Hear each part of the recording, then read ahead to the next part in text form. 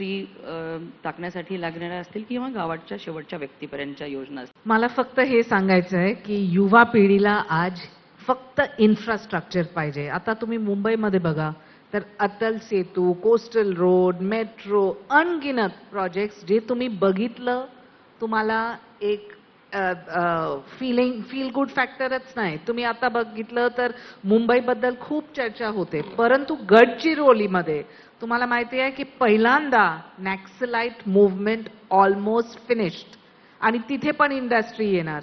तर हे इंडस्ट्री जे आहे $1 ट्रिलियन इकॉनॉमी आम्ही म्हणतो, ते फक्त एक नंबर नाही, ते नंबर एक विकसित महाराष्ट्राचं स्वप्न आहे.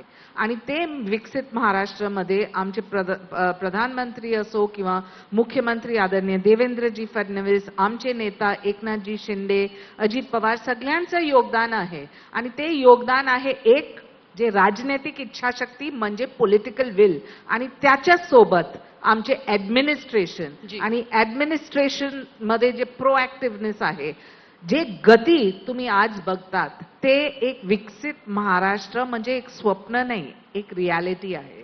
आणि ते विकसित महाराष्ट्रामध्ये मला वाटते महायुतीचं योगदान अपरंपार आहे. रोहिणीताई आणि वरुण, या रोडमॅपनं महाराष्ट्राचा जो आपण